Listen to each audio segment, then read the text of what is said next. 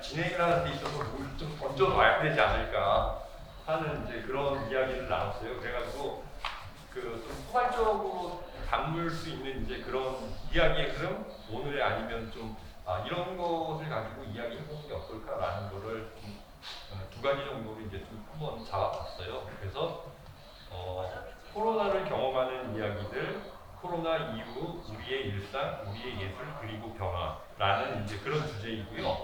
그리고 또 이관우 선생님께는 제가 해독전을 통해 바라본 세상 그리고 예술이라는 이제 그런 요구? 갑자기 이제 요구처럼 됐는데 결국은 전시 통해서 좀 느끼셨던 것들 같이 작가들하고 주거니 받거니 할 그런 이야기를 좀 부탁드립니다라는 이야기겠죠. 예, 그래서 그런 이야기로 좀 시작을 해보면 될 것 같고요. 일단 저기 먼저 오늘 참여해주신 그 프로젝트 스페이스 사루비아의 이관우 선생님 그 박수를 한번 많이 청각하겠습니다.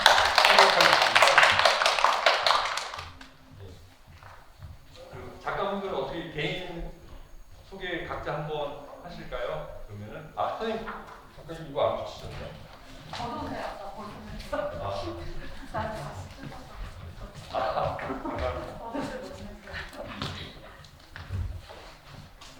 자, 그러면은 그 오실 동안 박준식 작가님의 같이 한번 얘기입니다. 저는 박준식이고 현재 페인팅과 드로잉 작업하고 있고 이번에 이 시미스들이 이성경 현대인이랑 프라나로 작업하고 있습니다.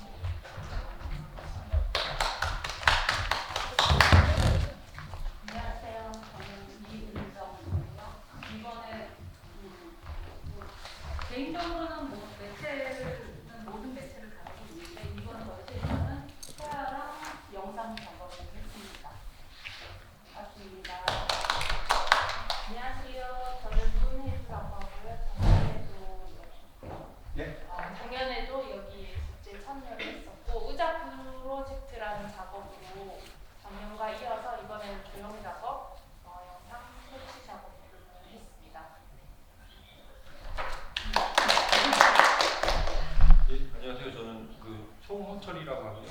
물레동 쪽에서 주로 그 지역의 이야기나 이슈들 가지고 영상, 그 사운드, 각종 매체를 가지고 작업을 이어오고 있는 송홍철이라고 합니다. 안녕하십니까. 저 홍준호라고 하고요. 저는 사진 쪽의 매체를 주로 다루고 설치도 요즘은 조금씩 하고 그러고 있습니다. 반갑습니다. 안녕하세요. 저는 조성훈이라고 합니다. 이번에 자공공에 처음 참여하게 됐습니다. 잘 부탁드립니다. 안녕하세요. 조각을 베이스로 한 자연 설치 미술하는 이만희입니다. 안녕하세요. 도시와 사람 생태 관련돼서 작업을 주로 하고 있고요. 이번 작업은 페인팅으로 참여했어요. 저는 풍력에 대해서 관심을 많이 가지고 있고 이번에는 회화 영상을 가지고 작업한 추일반이라고 합니다. 안녕하세요. 저는 김진이고요. 설치 작업을 주로 하고 있습니다. 안녕하세요. 저는 이재욱이고요. 그 드로잉과 하나, 음색 결합해서 작업을 하고 있습니다. 저도 소개해야죠. 저는 이제 지금 사르비아 방에서 20년 정도, 20년째 큐레이터로 저는 이제 하고 있는 사람인데 한 5년 전, 6년 전부터 이제 어떻게 하다가 이제 프로젝트를 맡게 됐어요. 뜻하는 바는 아니었는데 소명 관 때문에 이제 맡게 됐고 그 전에 제가 아마 90년대는 한 8년간 지금 없어진 그 동아갤러리라고 있어요. 그쪽에서 제가 이제 크리에이티브를 하다가 이쪽을 맡게 되면 아마 현장 경험으로는 한 29년 정도 경험을 이제 가지고 있는 사람인데 저도 여러분 같이 처음에 작업을 했을 사람이에요. 그래서 그러면은 크리에이티브 일을 하면서 동아갤러리 때도 그렇고 여기 설비아 다방을 지금 하는 것도 그렇고 하고 좀 작가를 좀 대변하는 작가 같은 크리에이터라는 어떤 그런 식으로 좀 느끼기도 하고 그래서 그런 식으로 작가에게 많은 어떤 교류를 해 나가면서 작가를 통해서 어떤 직관을 쌓아나가는 그런 어떤 유형의 어떤 크리에이터라고 보시면 됩니다. 네, 반갑습니다. 예, 이제 여기 오늘 참여하신 선생님들 각자 간단하게 이제 소개를 했고요. 저희들은 기획단하고 또 작가 모집 과정하고 해서 진행 방향을 어떤 식으로 하겠습니다. 또 의견 수렴이 필요한 부분은 또 질문 드리고 또 의견 수렴 받고 하는 이제 이런 과정을 거치면서 이제 저희들은 그렇게 이제 오늘까지 이제 함께 하게 됐는데요. 이관 선생님 처음에 영등포 문화재단에서 저희가 이러한 전시를 준비하고 있으니 좀 저희와 함께 하셔서 시작과 과정을 좀 함께 봐주시면서 좀 참여해 주시면 어떻겠습니까? 라는 이제 그런 제안을 받으셨을 텐데 그때서부터 이야기나 좀 생각들 그런 거 좀 한번 이야기 함께 좀 먼저 나눠주세요. 하기 전에 이제 제가 좀 양해의 말씀을 제가 너무 이기적인 말씀이어서 그런지 모르겠지만 제가 여기 이렇게 하면 너무 힘들거든요. 그래서 조금 저는 약간 풀어서 좀 숨을 쉬어야 될 것 같아서 이렇게 좀 그래서 양해를 좀 구하고요. 그 당시에 이제 박종원 팀장님 그리고 최두수 감독, 교수 감독한테 이제 양쪽에서 이제 제안을 받고 갔는데 주제는 뭐라고 했지만 해도 어쩌고 저쩌고 이제 했지만은 전혀 어떤 그런 자리에 참석하기만 하면 된다라고 그냥 그래서 사전에 토론자들하고 뭐 미팅하고 전혀 그런 거 없었어요 정말. 근데 정말 아무 뜻도 없이 갔었고 그런 상태에서 이제 그냥 토크가 됐는데 그때도 제가 뭐 그렇게 잘 됐는지는 모르겠습니다. 어쨌든 그렇게 시작이 됐는데 지금도 여기서 이제 해독이라는 어떤 주제로 했지만 그래서 저는 솔직히 개인적으로 주제전을 별로 안 좋아해요.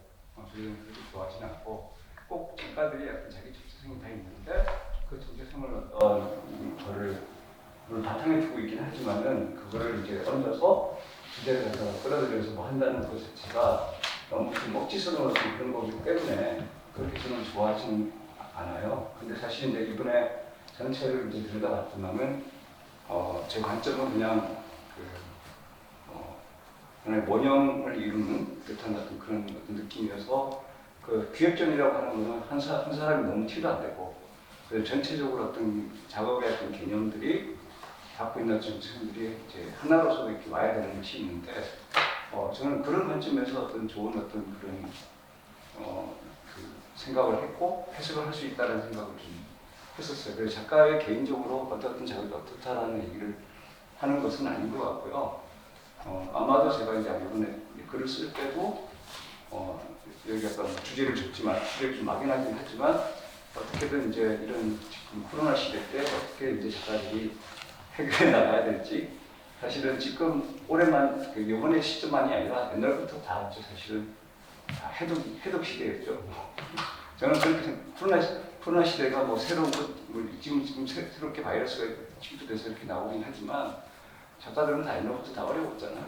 그런 상태에서 그게 얼마큼 자기가 자생력으로 갖느냐, 내용성을 갖느냐에 따라서 그게 펼쳐나가는 그런 것이 있지 않을까라고 생각합니다. 어떻게 참여하시게 됐는가를 작가분들도 모르시는 과정을 있으실 것 같아서 참여하시게 된 과정에 대해서 이제 물어보면서 이 전시를 접했었던 어떤 그런 느낌 같은 걸 이제 좀 여쭤봤고요. 그리고 저희가 이제 처음에 작가님들에게 이제 어떤 기획으로 이 전시에 참여하실 거냐라고 이제 간단한 기획서 같은 거를 받았는데 사실 진행되는 동안 그리고 전시 임박했을 때 작업의 내용이 이렇게 변화가 많았었던 작가분들이 계세요. 그래서 혹시 그렇게 처음에 의도했었던 작업과 시간이 지나면서 이렇게 변화가 크셨었던 작가님, 제가 제 기억에도 뚜렷하게 크게 변화가 있었던 분들이 몇 분 계신데 그 중에서 좀 많이 변했을 밖에 없었던 그런 이유라든지 그런 이야기 한번 좀 작가분들 중에 한번 이야기를 듣고 싶어요. 예.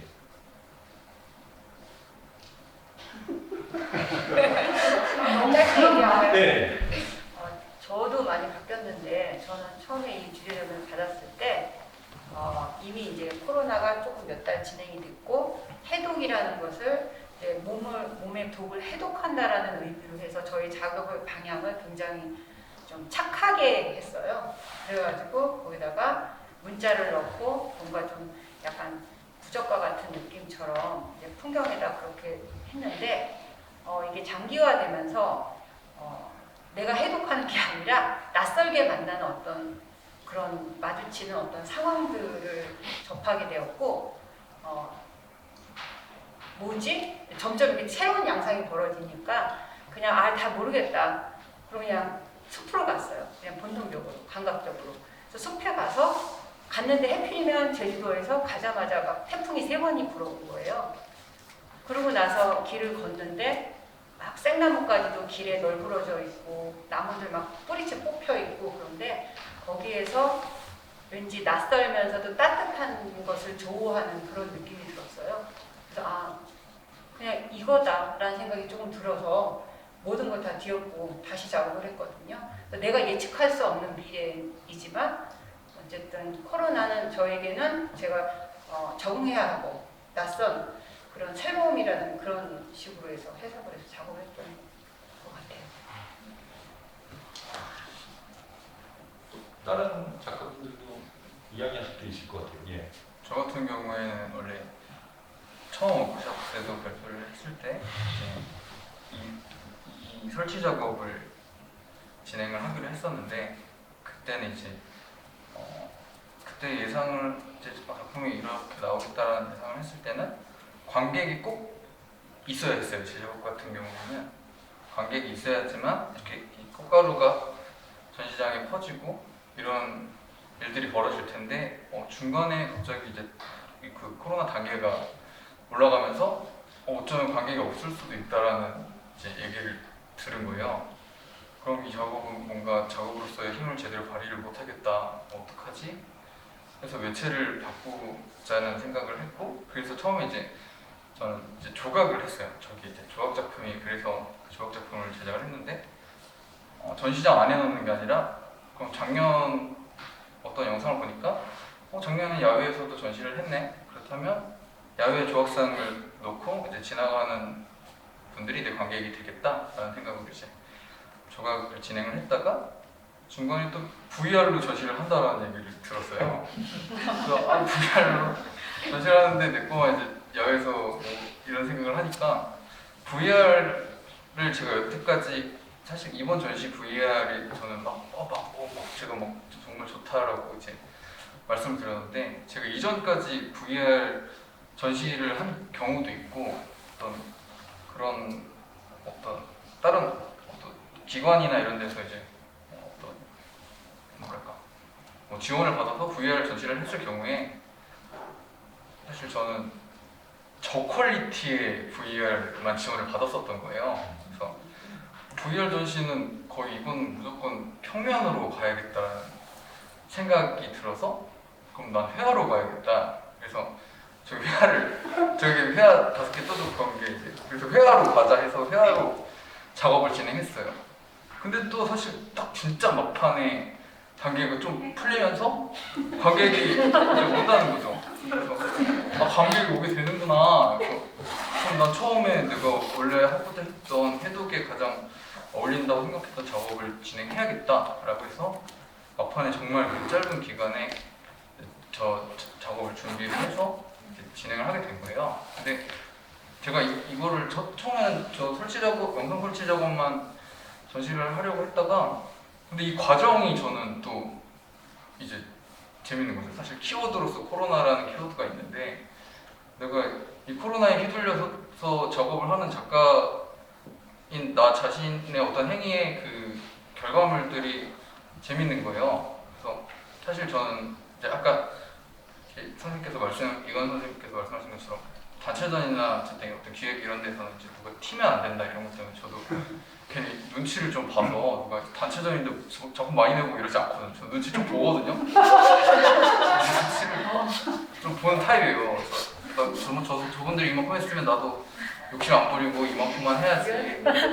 원래 이런 게 있는데 이번에는 그거를 좀 보여주고 싶은 저도 이제 욕심 좀 부린 거죠. 그래서 그리고 공간이 보니까 제 생각에는 좀 비어 보였어요. 제 딴에는. 그래서 해도 좋겠다라는 생각을 하고 한번 양해를 구했는데 허락을 해주셨고 해서 이제 그렇게 작업을 진행하게 되는데 제 생각에는 제가 아마 그런데 많이 휘둘리는 작가 중에 좀 그렇지 않았나 라는 생각이 듭니다. 허락이라기보다도 뭐 저희 입장에서 작가님들이 그 작업에 어떤 생각을 갖고 작품 더 내고 싶어요 하는데 정말로 공간이 말도 안 되는 상황이 아닌 이상은 고맙죠. 그 기획하는 입장이나 그리고 또 참여하시는 작가님 그런 눈치를 좀 덜 보셔도 뭐 괜찮을 것 같아요. 그리고 이왕 한 김에 좀 내야죠. 이 변하는 상황에 맞춰서 계속 준비하셨는데 지금 뭐 저도 뭐 사실은 뭐 그런 경험이 또 있고 처음에는 저도 그 기차에 타가지고 사람들을 인터뷰하는 그런 부상이었어요. 처음에는 그래가지고 막 이제 준비하고 있는 와중에 그 8월 15일 일명 그 8.15 사태라는 어떤 그 과정이 생겨버리면서 작업 본격적으로 준비 막 하고 촬영하고 있는데 이틀 후에 딱 그게 터져버린 거예요. 그래가지고 이제 저도 생각이 바뀌었죠. 아, 내가 작업한다라는 그런 것 때문에 남들한테 자칫 잘못하면 부담감을 주고 되게 힘들게 할 수도 있겠구나. 민폐라 그런 생각 갖고서 저도 사실은 그래서 기차에 타서 누군가에게 지금 이 시국에 이렇게 마이크를 대고 이야기를 해달라고 하는 것 자체가 안 되겠구나라고 해가지고 저도 인터뷰 방식을 이제 바꾸고 했었던 이제 그런 경험이 있고 하는데 그 지금 또 지금 이제 그동안의 이런 이야기 앞선 작가님들 하신 것처럼 덧붙여서 거기에 또 이야기해 주실 작가분들 계실까요? 저도 사실 작년에 입주하면서 영등포의 의자들을 100개 가까이를 찍고 구물지도처럼 의자가 있는 위치를 기록하는 작업에서부터 시작된 작업인데요. 사실 영등포를 돌아다니면서 좀 더 사람들과 의자와의 관계 그런 것들을 인터뷰하고 영상이나 다른 작업으로 좀 표현하고 싶다고 생각을 했어요. 근데 코로나가 터지고 사람들을 만날 수 없는 거예요. 제가 제일 중요하게 생각하는 키워드가 사람, 만남, 관계라는 주제가 있는데 거기서 이제 생각이 멈춰버리거든요. 이제 내가 작업을 과연 할 수 있을까? 누구를 만나지 않고. 그런데 제가 활동하는 것들이 점점 이제 줌이나 온라인으로 계속하면서 사람을 만나고 있긴 했었거든요. 그래서 중간에 저희가 회의할 때 어떠한 뭐 생각이 변했거나 작업의 방향을 얘기할 때 저는 솔직하게 얘기해서 내가 이때까지 한 것들을 한번 다 모아보자 했는데 그 줌에서 제가 계속 회의하고 뭐 계속 전시가 이끌어지고 또 온라인으로 바뀌니까 또 회의하고 그런 장면밖에 없더라고요. 그래서 그걸 다 캡처를 해서 어떻게 작업해야 되지? 이러면서 또 온라인이 아니라도 영상을 찍어서 또 뭐 전시가 된다니 뭐 계속 그런 얘기가 나오다 보니까 또 영상을 작업해야 되나 저도 혼란이 많았는데요. 결국에는 이제 단계가 내려가면서 저도 어쨌든 물질적인 작업을 시작하게 된 거예요. 근데 그 한동안 물질적인 작업을 못했어요. 제가 온라인 구조 안에서 헤매고 사람을 만나야 되는 과정들이 너무 많아서.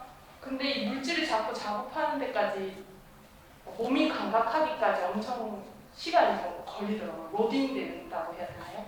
네, 그래서 그 시간이 좀 힘들었고 오히려 사람들의 얘기를 들어서 제가 작업으로 풀어냈는데 거기서 벗어나서 제가 코로나 때 겪었던 저의 상황, 저희 가족 공동체에 대한 이야기로 작업을 좀 더 풀었던 것 같아요. 그래서 좀 더 깊이 있게 만들어준 기획전이 아닌가 싶어서 저는 이번 해독 전시를 되게 저한테 중요한 계기였던 것 같아요. 그럼 각자 이제 경험을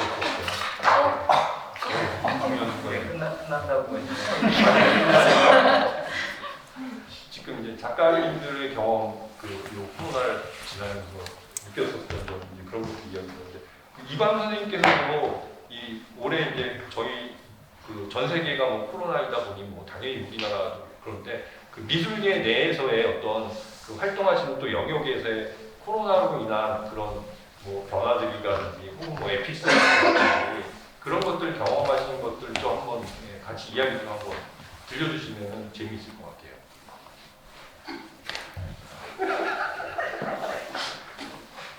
그렇게 막 막연하게 그러니까 직접적으로 질문을 던지면 네. 뭐 그런 것도 뭐 아니 억지로 이제 대답을 할 수도 있겠지만 저는 이제 그냥 몰라 이게 제가 제안인지 모르겠지만은 각자 아까 토크를 하면서 생각 들어지는 어떤 그런 부분들이 또 있을 수 있거든요. 그런 것들에 대해서 그냥 자연스럽게 토크를 해 나가는 것도 나쁘지 않죠. 제가 이제 그 질문에 대해서는 조금 더 생각을 했다가 어떤 에피소드가 있으면 제가 또 이제 좀 하겠지만 저도 아까 감성처럼 제가 또 굉장히 느리거든요. 빠를 땐 빠르지만 되게 느린 감성을 가지고 있기 때문에 즉답은 하는 게 쉽지 않아서 그 원하실 때 언제든지 말씀하세요. 그러니까 아까 할 때마다 이렇게 좀 멋짓 했었는데 여하튼 이제 아까 제가 또 서두에 그렇게 얘기하다가 못한 게 또 하나 있어요. 여러분들한테도 양해의 말씀을 해야 되는데 박정훈 팀장이 저한테 이제 이걸 탈 때 제가 심사도 참여를 했었고 그 다음에 또 하나는 진행을 하면서 이제 글도 저한테 청탁을 했었고 동시에 여러분들이 하는 어떤 그런 디스플레이 전에 토크하는 거 있었잖아요. 그런 것들도 사실은 또 참여를 또 원래 저한테 요청을 했는데 제가 또 원하는 날짜가 또 아니어서 쉽지는 않았어요. 그래서 이제 그런 것들을 영상은 받아서 이제 별도로 이제 들여다보긴 했지만 그런 것들도 제가 좀 더 이제 먼저 양해를 이제 구해야 되는 그런 시점이고 그리고 전체적으로 봤을 때 이제 제가 보는 아까 제일 처음에 이제 하나 같은 원형이라고 얘기를 제가 했지만 여기 디스플레이 할 때 저도 제가 집안에 왔을 때 한번 얘기를 들은 이런 한막 이런 구조가 마치 여러분들 각자 다 경험이 있으실 텐데 저는 골목길 같은 어떤 그런 거 있잖아요. 저도 어릴 때 제가 사실 무암동에서 태어났기 때문에 그 무암동이라는 곳이 되게 어떤 미로처럼 돼 있어요. 그래서 그런 어떤 감성이 지금 사르다 다방에 옛날 지금 말고 청순동 말고 인서동에 있는 사르다 다방이 그런 어떤 구조랑 비슷한 느낌이어서 그러니까 그런 하나의 공간이지만 그래서 이제 그런 것들이 상당히 저한테 이제 마치 제가 자유롭게 상상할 수 있는 어떤 그런 터 같은 느낌을 좀 받았거든요. 그래서 이런 거가 이제 지금 골목길하고 많이 다른 구조긴 하지만 그 가상의 어떤 그런 어떤 구조물들을 이렇게 배치한다는 것 자체가 아마 이 위에 레일 때문에 이렇게 가능하지 않느냐라는 생각이 드는 거고 그런 어떤 시점에 대해서 이제 어떻게 보면 산만할 수도 있지만은 제가 볼 때는 이 원형이 그러니까 이거 지금 마치 이제 왜 골목길 가면은 우물가가 있거든요. 가다가 위로 빠지면은 우물가가 있듯이 어떤 그런 어떤 원형을 좀 보는 듯한 게 있어요. 그래서 저는 이 구획되어진 것들도 좀 더 자유롭게 그런 시점에서 바라볼 수 있는 그런 것들이 있었던 것 같아요. 그래서 지금 위에서 만약에 바라본다면 뭐 기역자, 니은자, 디귿자 뭐 이런 식으로 어떤 그런 것이 구획이 돼서 그 공간마다의 어떤 그런 것들이 적절하게 디스플레이가 다 됐다는 것이 저는 그때 좀 제가 그렇게 기대하지 않고 왔는데 정말 이렇게 재미나게 들여다보는 그런 케이스입니다. 이관 선생님 스타일을 제가 좀 이제 파악했습니다. 알아서 하도록 하겠습니다. 그래서 아까 전에 좀 전에 얘기했던 작업을 하다가 아까 전에 바깥에 있는 지금 코로나19로 인해서 어떤 본인 작업이 다른 영역으로 지금 오고 간다고 했잖아요. 저도 아까 주제는 안 좋아하지만 본인이 어떤 갖고 있는 어떤 그런 것이 그게 안가밖에 어떤 교감이잖아요. 프레임에 대한 안가밖일 수도 있는 거고 그런 것들이 교감 자체가 이루어진다는 건 상당히 어떤 그런 좋은 어떤 대개 보면 작가들이랑 작업실에서 자기만의 어떤 그런 아우라든가 자기 어떤만의 어떤 그런 안식처를 이렇게 두고 있는데 그게만 있지 말고 사실은 안가밖에 굉장히 교해 나가면서 계속 영역을 뻗어나가야 된다고 저는 생각하거든요. 유기적 관계, 유기적 치드는 걸 많이 들었을 거예요. 그런 것들을 이제 해나가야 되는 관점에서 보면은 앞으로 더 이제 스스로도 어떤 이런 다른 사건이 일어나지 않더라도 본인 안에서 사건을 만들어서 나갈 수도 있지 않을까라는 생각이 드는 부분이 있습니다.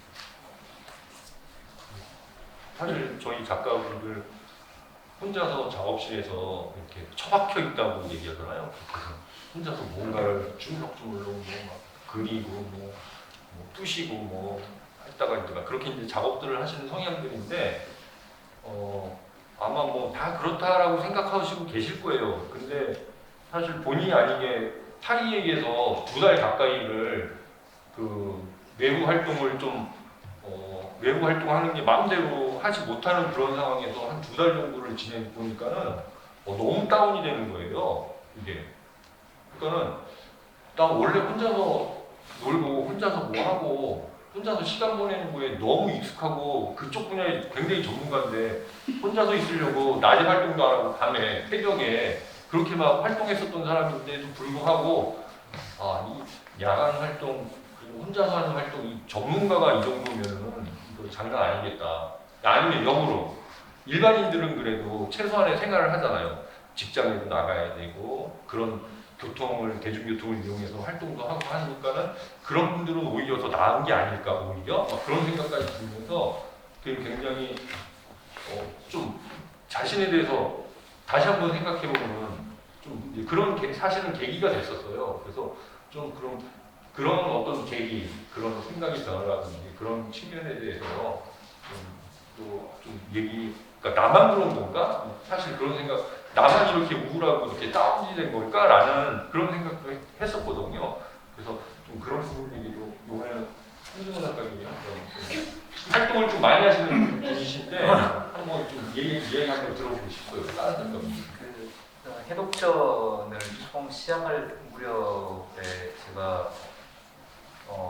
부산에 있었는데 그때 이제 상반기에 이제 부산에 있으면서 그 주제를 처음에 갖고 그걸 생각을 해서 이제 지원서를 쓰고 그 무렵이 됐냐면 전국적으로 이제 3월달, 4월달 이렇게 막 퍼지면서 외부에 차단이 되니까 제가 무단재단 쪽에 산하에 이제 레지던시 쪽에 있어가지고 그것들이 외부 활동을 상당히 좀 컨트롤을 하더라고요. 그래서 다대포 쪽에서 딱 막혀 있는 공간에서 그냥 내부에서 활동을 하다 보니까 사실 바깥쪽 활동도 중요했지만 안쪽 활동에서 작가들과의 커뮤니케이션이 도리어 좀 더 돈독해져서 좋았던 측면이 반면에 있긴 했었어요. 그래서 저는 약간 특수하게도 그 안에서의 돈독함들이 많이 위로가 되긴 했는데 그렇다 하더라도 그러니까 서울과 이제 부산을 왔다 갔다 하는 그런 다른 일적인 부분에서 왕복을 할 때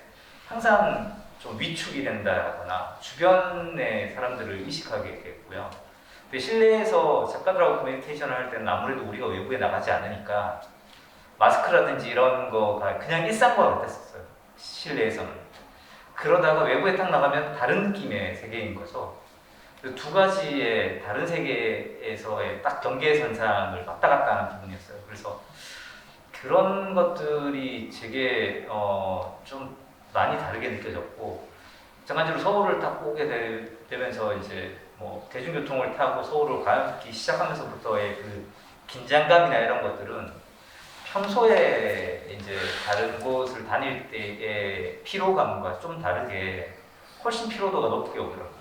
그러니까 당시 마스크를 끼고 다니고 그 다음에 바쁘게 다니는 데 있어서 호흡 자체가 평소에 느끼던 그런 공기, 산소에 대한 소중함을 못 느끼던 것들을 확실히 피부로 느낌으로 해서 제게 작업에 대한 부분들이나 이런 것들도 사실 영향을 많이 치게 됐어요. 그래서 이 코로나 때문에 제가 또 상반기에 다른 작업들을 할 때도 작업의 방향이 많이 변경이 됐던 부분들도 있고요. 아무래도 이런 것들이 관계에서 오는 피로감들이 도리어 관계에서 오는 피로감이 줄어드는 반면 효과도 있겠지만 사실 대외적으로 활동을 많이 하는 사람 입장에서는 정말 답답하더라고요. 줌으로 편하게 이제 뭐 회의를 한다든가 이런 것들 줌 사용이 확실히 늘긴 했지만 그래서 신경을 덜 써도 되는 뭐 시간이 덜 쫓기는 부분들도 있긴 있었지만 한편으로는 아쉬운 사람의 체온을 가까이서 느낄 수 없었던 그런 어떤 그리움 같은 것들이 항상 내재되어 있는 거예요. 그래서 가끔씩 이제 피드나 이런 데에서 과거의 사진들이 이렇게 올라온다든가 아니면 이 시점에 과거에는 뭘 했는지를 보게 될 때 되면 지금 상황에 괜찮은 상황이라 하더라도 내가 어디 갈 수 없는 상황이다라는 거를 당연히 인지를 하는데도 불구하고 그 과거의 자유로움이 너무나 그리운 거예요. 그런 시각적인 것들이 눈에 노출될 때마다 엄청나게 스트레스가 나 안에 쌓이고 있구나라는 걸 느꼈었어요. 그런 것들이 어떻게 보면 여기에 이제 작가님들이 지난해에도 자궁공예 전시에 참여하신 분들도 계시고 그 지점들이 작업들이 좀 바뀌기도 하고 전체적으로 전시 분위기도 바뀐 게 아닐까라는 생각도 많이 들었습니다. 그리고 박준식 작가님께 제가 개인적으로 한번 제가 알고 있는 한 대한민국에서 전시를 가장 많이 보러 다니시는 작가님 중에 한 분이신데 그래가지고 본인이 이렇게 전시를 보러 다니시면서 느끼셨던 거 그리고 만나시는 분들과 했었던 이야기들 그런 이야기도 그러니까 분위기라든지 다른 분들은 또 다른 작가분들은 어떤 이야기들을 하고 있는지 그런 이야기 경험하신 것 좀 한번 이야기 좀 같이 들려주시면 좋을 것 같아요. 일단 먼저 말씀드리자면 홍준호 작가님이 훨씬 더 많이 보시고요. 일단 저는 근데 느꼈던 게 주변 작가님들이 많이 막 전시가 딜레이 되고서 사실 올해 말에 개인전이 있어서 내년으로 딜레이 되거든요. 그런 상황들이 오기도 하고 또 그 외적으로도 제가 지금 공부하면서 작업을 하는 입장인데 그런 부분에서도 뭐 주변 분위기가 좀 다운되거나 아니면 사람들이 그 안에서 뭔가 지금쯤이면 여러 가지 어떤 활동을 통해 생존할 수 있는 방법들을 찾을 수 있었는데 그런 것들이 이제 찾지를 못하니까 특정 약간 배달이나 아니면 다른 작업과 전혀 관계없는 쪽으로 이제 시간을 쏟게 되고 그걸 노동 과정에서 많이 힘들어하는 모습을 많이 봤던 것 같고요. 그런 것들은 뭐 전시장과도 마찬가지였던 것 같아요. 이제 손님들도 거의 없고 이제 사람들도 간간히 보러 오긴 하더라도 그 안에서의 뭐 체크라든가 약간 그 안에서의 어떤 계속 뭐랄까 어떤 감시체제 안에서 계속 이제 우리가 신경 써야 될 것들 그런 것들을 보였던 것 같고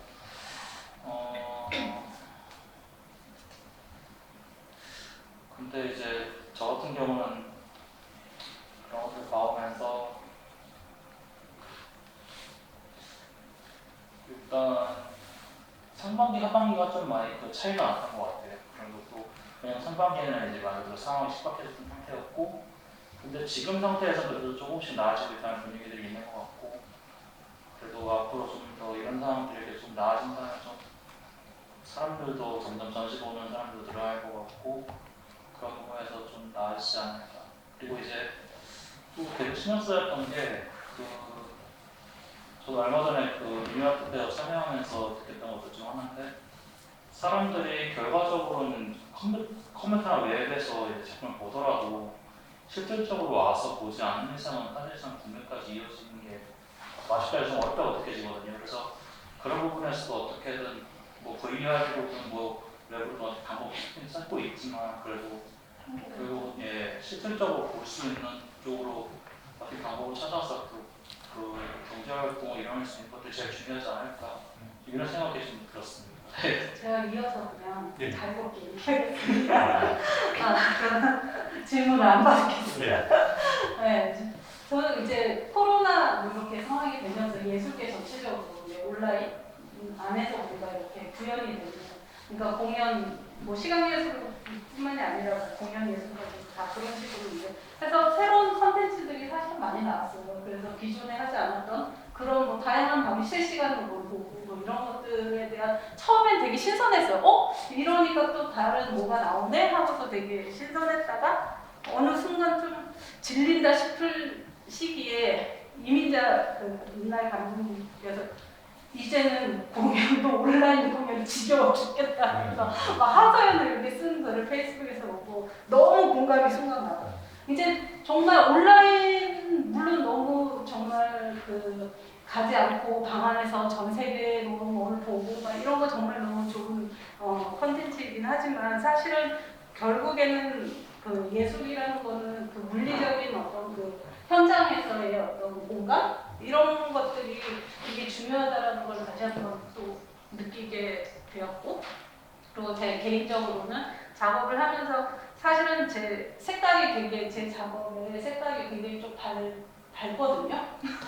저 원래 그런 그림을 별로 안 좋아합니다. 근데 처음에 제 그림을 제 스타일대로 딱 그리고 나는데 너무 싫은 거예요. 그 칙칙한 그 색깔이. 그래서 너무 우울증 걸리는 그 색을 보는 순간. 그래가지고 채도를 전체적으로 좀 뭔가 밝은 느낌을 막 표현해야겠다는 생각이 역으로 막 그런 느낌이 들더라고요. 그런데 얼마 전에 다른 작가로 성민기 작가 개인전에 갔었는데 그 작가도 그림이 완전히 바뀌어서 다른 작가 전시인 줄 알았거든요. 근데 그분도 똑같은 이야기. 너무 자기가 우울증 걸릴 것 같아요. 너무 시커멓게 이렇게 칙칙하게 하면 내가 우울증 걸릴 것 같아서 우선 나부터 뭔가 치유하자는 느낌으로 밝은 색깔로 막 이렇게 한번 뭐 그려봤다 이런 얘기 들었어요. 그래서 많은 작가분들이 비슷한 생각으로 오히려 옛날에는 그러니까 남들이 다 막 자유롭게 활동하는데 내가 선택해서 우울한 상황을 만드는 거랑 너무 우울한 거라는 거는 정말 너무 힘들어하는 건 똑같다.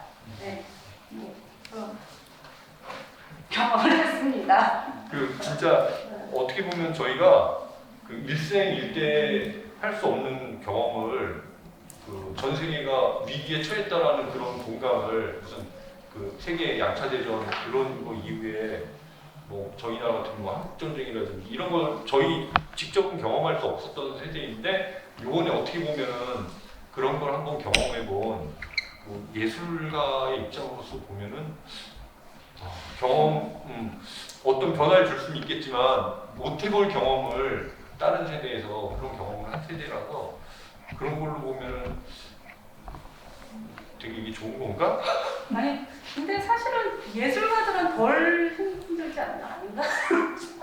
저도 좀 이상하게 느끼는 게 사실 다 힘들다고 그러고 전체적인 사회적인 분위기는 모르겠지만 저는 변한 게 없는 거예요. 망할 것도 없고 돈 예전에도 못 벌었고 비슷해요. 전시 한다 하더라도 그 전시 참여비를 받는다 하더라도 그걸로 어차피 다 쓰고 그러니까 작가는 별 변한 게 없어요. 공연이 별로 많이 취소가 됐지만 우리랑은 또 다른 문제이기 때문에 코로나 이후에 우리가 저는 그러니 나는 뭐지 하고 내 현 주소를 보게 되는 거예요. 나는 그동안 이슬 먹고 살았구나.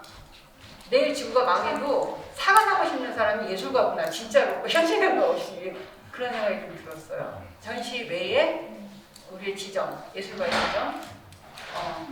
하여튼 뭐 제가 이제 보는 관점은 여기서 이제 되게 예술은 힘을 쓸 수 있다라고 얘기를 하지만 사실은 해외 내외, 그러니까 해외 쪽에서 어떤 루트를 갖고 있는 어떤 그런 작가들은 상당히 힘들어하는 부분이 있더라고요. 그래서 아까 뭐 굳이 저한테 에피소드를 이제 얘기를 물어봤지만 그 에피소드 됐는지 모르겠지만 저희 사르다다방의 내부에서는 그러니까 바깥에서는 사실은 뭐 국립이라든가 그 다음에 이제 시립이라든가 이런 데서는 다 그런 많은 제약을 받으니까 그래서 정부기관에서 많은 제약을 받으니까 이제 이렇게 딱 못하지만 저희 같은 경우에는 소규모 현장에서 좀 자율적으로 할 수 있는 그런 것들이 제재가 있었어요. 그래서 상반기에 뭐 기분 받은 전때도 있고 3월달에 전시, 5월달에 전시할 때도 그런 거에 오픈만 그런 뿐이지 사람들도 꽤 많이 왔었거든요. 한 전시당 800명, 900명 그런 식으로 왔으니까 오히려 전해보다 더 많은 오는 케이스가 갈 곳이 없어서. 예, 그래서 갈 곳이 없기도 하고 그냥 답답하니까 또 오는 것도 하고 그걸 떠나서요. 인간에 그런 어떤 거가 있어서 저희가 이제 좀 힘들었던 거는 그나마 좀 이제 뭐 이번에 또 이제 두 번째 8월달인가 한번 그 사건이 터졌잖아요. 그 이후로 저희가 한 달 동안 전시를 이제 미뤄서 문해진흥 기금 받고 있는 이제 1월달까지 전시를 연장해야 되는 그런 어떤 것이 이제 말고는 그건 이제 저희는. 근데 사실 코로나 이 상황이 되고 그러니까 뭐 어떤 개인이 운영하는 그런 공간들도 있고 국공립 미술관 이런 데도 있는데 사실은 너무 그 국공립 미술관들이 제일 먼저 문을 닫았잖아요. 어떤 공무원 시스템처럼. 저 너무 그게 저는 불합리하다고 생각을 해요. 사실은 개인이 더 그런 위생 이런 개인 공간에서 그거를 철저하게 관리하기가 사실은 더 어렵거든요.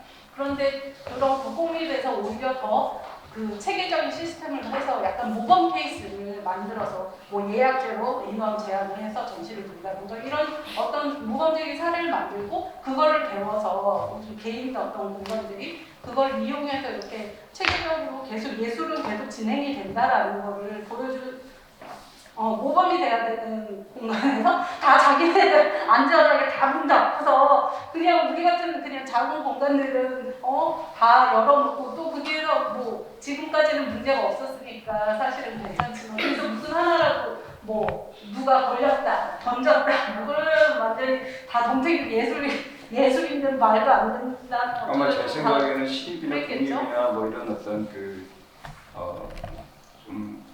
반급의 어떤 그런 뮤지엄에 대해서는 뭐 그렇게 쉽게 비판할 수도 있지만은 그들 입장에서는 이게 그 정부 산하의 어떤 그런 기관으로서 그 체제를 갖다가 도저히 그 개별적으로 어떤 독립적으로 저희 사회자들처럼 이렇게 자율적으로 할 수 있는 그런 체제가 전혀 아니었고 눈치를 많이 이제 볼 수밖에 없었어요. 제가 이번에도 이제 SNS 내가 사는 피드라는 어떤 그런 기획전에 이제 자문을 하는 어떤 나르프 미술관 같은 경우에도 이제 그게 알잖아요. 그때 그 당시에도 이렇게 바깥에 코로나가 이제 또 위기가 오면 또 문을 닫게 되고 계속 이제 이런 기획자나 또 어떤 그런 관계자나 이런 부분은 항상 그게 주의 깊게 생각을 해야 되는 그런 거라 항상 그 긴장을 놓칠 수가 없는 그런 근데 저는 진짜 너무 뭐 그렇게 해서 뭐 어떤 뭐 이렇게 인원을 이렇게 어쨌든 문을 닫는 게 가장 안전하죠. 안 오니까 그 공간에서 어쨌든 생길 일은 없으니까. 근데 사실은 우리가 그렇다고 해서 다들 일상을 안 사는 건 아니거든요. 제가 얼마 전에 진짜 출퇴근 전철을 타고 제가 진짜 깜짝 놀랐어요. 정말 콩시름처럼 다 이렇게 이거 뭐지? 한 공간에 50명 이하 모이면 안 되고 뭐 어쩌고저쩌고 막 도대체 너무 말이 안 돼요. 진짜 실제 일상과 어떤 그런 관적인 어떤 이렇게 해라라고 하는 그 제안이랑 시스템이랑 너무 하나도 일치가 되는 게 없어요. 그러니까 그게 어떻게 보면 그래서 저는 변명이라는 소리밖에 받아들일 수가 없다. 국공립에서 그런 식으로 행동을 하는 거는 그렇게 생각합니다.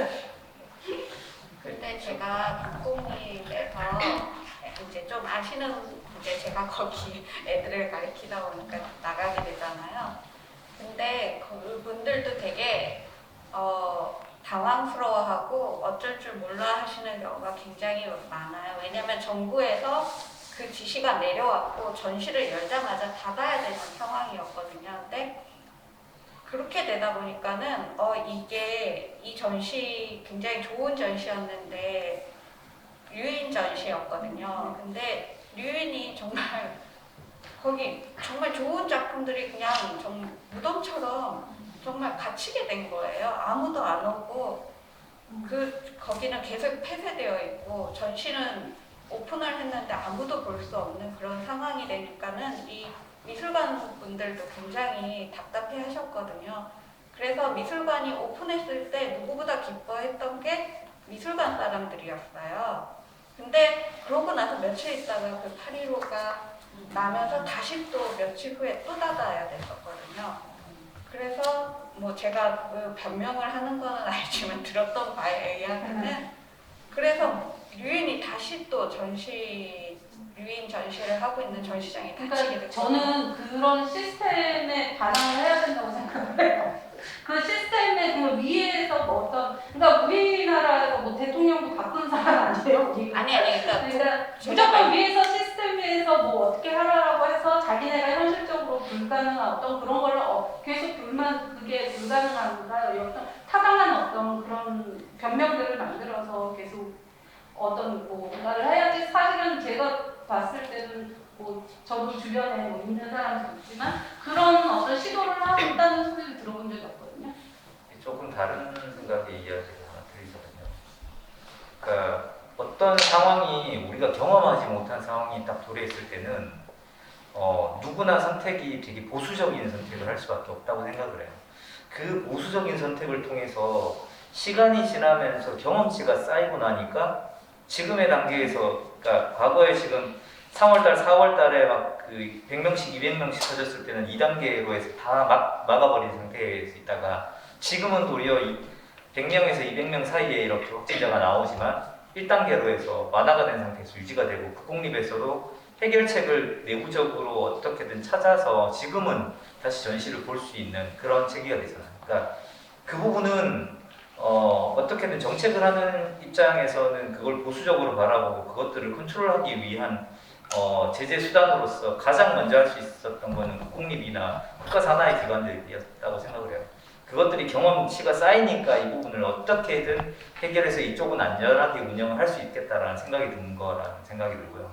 그러니까 또 이제 다른 한 가지는 지금은 이제 여기서 지금 이야기하고 있는 것들을 들으면서 제가 드는 생각이 우리는 되게 국지적이고 지역적인 이야기들을 가지고 토론을 하고 있다라는 느낌이 들어요. 그러니까 이 해독전이라는 거의 의미는 저는 이 속에서 조금 다른 거를 바라봤거든요. 왜냐하면 제가 이제 그 모나리자가 티슈가 된 까닭이라는 작품 이름을 가지고 끄집어냈을 때는 저는 국내 상황과 해외 상황을 비교를 했어서 그 작품을 가지고 들어왔었어요. 그래서 국내에서는 그 대형마트에 물건들이 동이 나지도 않는 상황이에요. 대구가 그렇게 봉쇄가 되듯이 그런 상황에서도 물류 대란이 발생하지도 않을 뿐더러 되게 차분하게 진행이 되고 우리가 컨트롤이 되는 상황이었던 거에 반면에 유럽과 미국의 상황에서는 대형마트에 줄을 서가지고 사재기를 하면서 티슈 하나 때문에, 휴지 하나 때문에 싸우는 일이 발생을 했는데 도리어 외신이 한국에 들어와서 대형마트에 와가지고 한국에서는 할인 행사를 하고 있다는 게 뉴스 보도에 될 정도로 그걸 보고서는 착안을 받아서 작품을 했거든요. 근데 결국은 지금의 이런 코로나 사태는 결국은 글로벌화된 거에 대한 동기화예요. 그러니까 모든 것들이 국지적인 것들이 게 아니라 더 이상은 어떤 사회적인 이슈들이나 질병에 대해서 국지적으로 이루어질 수 있는 것들이 아니고 전부 다 전 세계가 공통적으로 고민을 해야 되는 부분들인데 이 해독에 대한 부분들도 그렇다고 생각을 해요. 그러면 향후에 우리 작가들이 지금 이 상황을 어떻게 바라봐야 될 것인가, 이 전시를 통해서 어떻게 바라봐야 될 것인가를 고민을 더 많이 해야 될 시점이라고 생각을 해요. 그 지점이 뭐냐면 지금 이제 쉽게 그냥 프리즈 아트페어나 대형 아트페어들이 실제로 오프라인 전시를 할 수 없는 상황에서 온라인의 상황에서 판매를 했는데 판매 매출은 훨씬 더 높게 나와버렸단 말이죠. 결과적으로는. 그게 어떤 원인이든 간에 어떤 분석이 가해지든 간에 현실적으로 일어난 사건들이고 그러면 국내 상황은 어떠냐? 국내 상황은 그렇지 않다는 거예요. 그러니까 왜 이것과 이것이 동기화가 안 되고 이렇게 됐지? 그 다음에 저는 바라보는 관점이 그래서 우리가 해외에 비해서 훨씬 더 온라인 전시라든지 VR이라든지 유튜브를 활용한 전시 소개라든지 이런 것들이 더 활성화가 많이 되었음에도 불구하고 이런 그런 매체의 변화하는 시도와 달리 과거에 전시를 보러 오는 컨택트를 하던 시점에서 비해서 훨씬 매체를 접할 수 있는 기회가 많음에도 불구하고 이것들의 클릭 숫자, 히트 숫자는 훨씬 더 떨어져 버리는 상황들이 온다는 거예요. 과연 여기서 우리는 우리의 해독이 아니라 우리 사회가 예술이라는 것들을 통해서 어떻게 해독해 나갈 것인가에 대해서 더 고민을 해야 될 부분이라고 생각해요.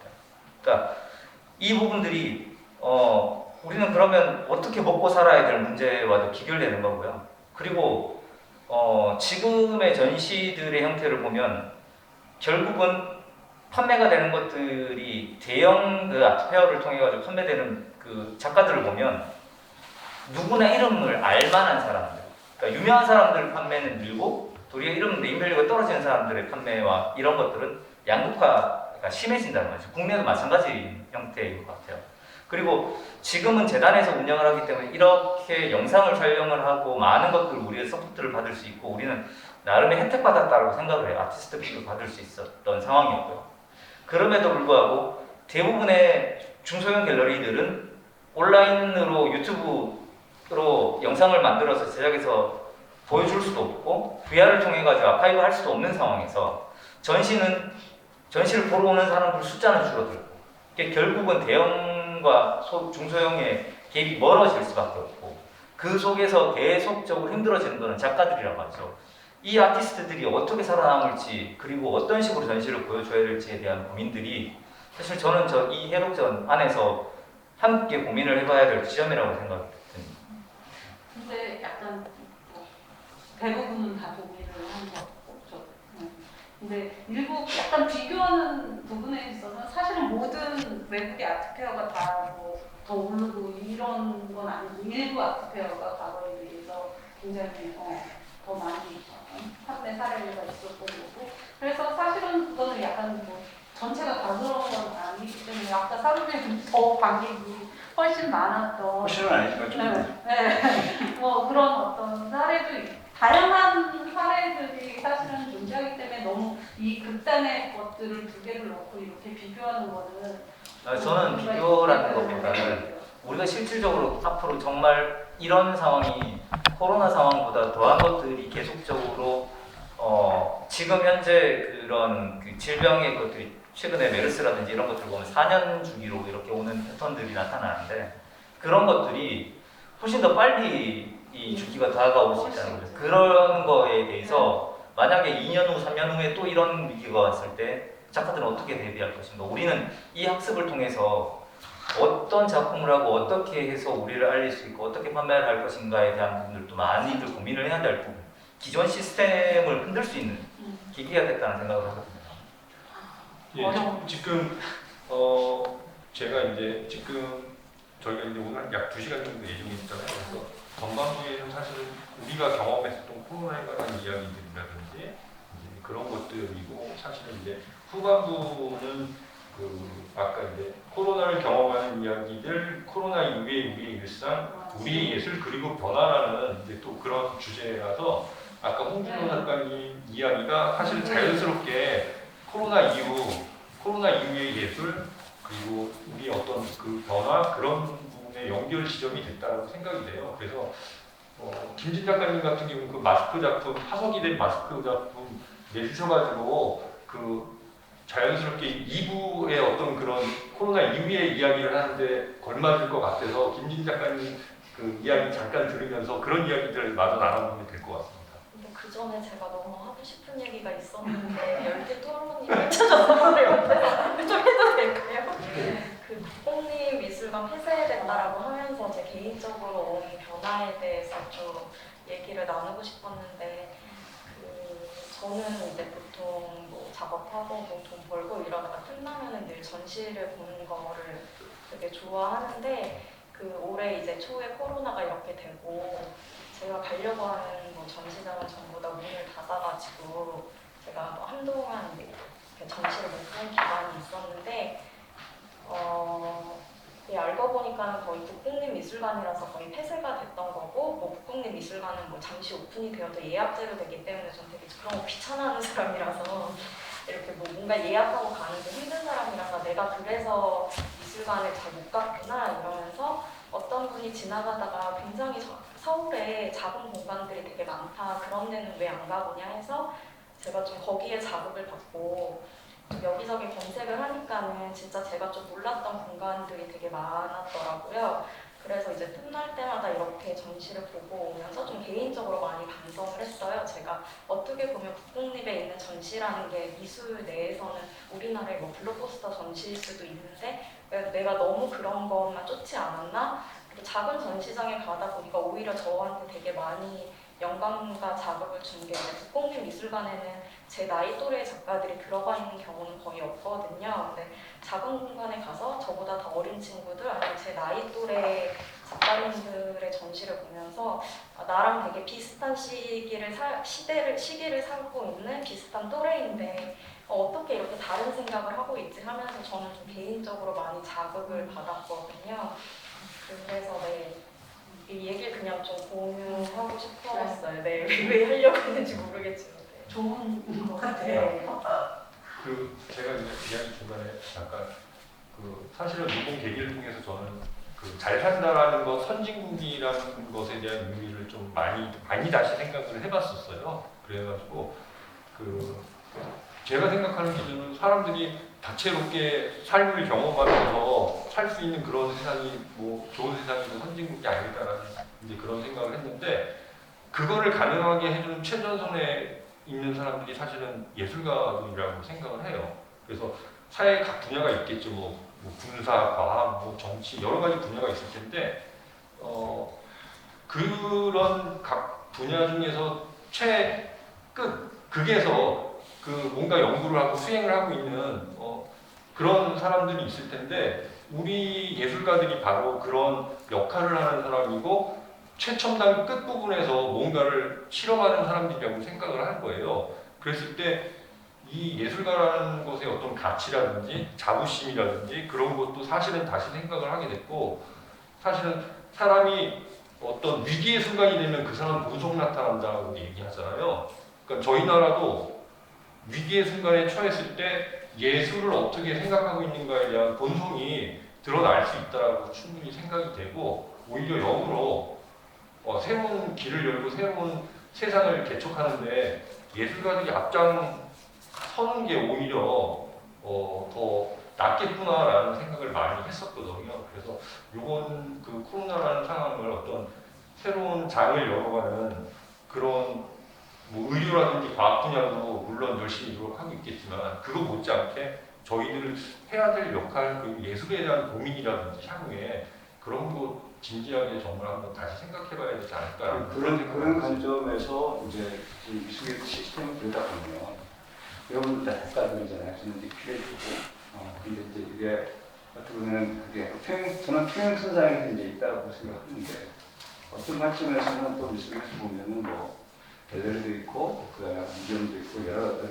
공간들이 다 있지만 그다음에 그 안에서 이제 생각하고 있는 아니면 이제 바깥에서 바라보고 있는 그런 분들이 이제 뭐 큐레이터나 디렉터나 원장이나 또 평론가나 이런 분들이 또 있죠. 근데 저는 이제 아까 얘기했듯이 사실 어떤 관점에서 보면은 이 시스템은 작가가 하나의 어떤 그런 전문 기법이 이제 가야 되는 또 그런 것들이 있어요. 그러니까 그런 관점에서 보면 뭐 어쩌면 작가를 또 심사하고 또 작가를 평가하고 하는 쪽을 보면 신기하게도 뭐 작가들도 물론 주요 작가들도 평가 같이 하지만 평론가라든가 큐레이터들이 이제 되게 약간 위에 있는 편이 있어요. 이제 그런 것을 근데 이게 잘 생각하다 보면 작가들이 없으면은 아무것도 존재할 수가 없고 그러니까 작가들이 없으면 큐레이터도 없고요, 평론가도 없고요, 다 없어요. 그러니까 그런 걸 생각하다 보면 인식이 어떻게 해서 이제 어떻게 그런 전환을 생각하다 보면 작가가 얼마나 중요한지 작가가 얼마큼 또 생명력이 강한지를 알 수가 있기 때문에 그것만으로도 보면 충분히 이제 이런 코로나 시대 때도 충분히 살 수 있는 그런 살아날 수밖에 없는 그런 존재라고 생각을 합니다.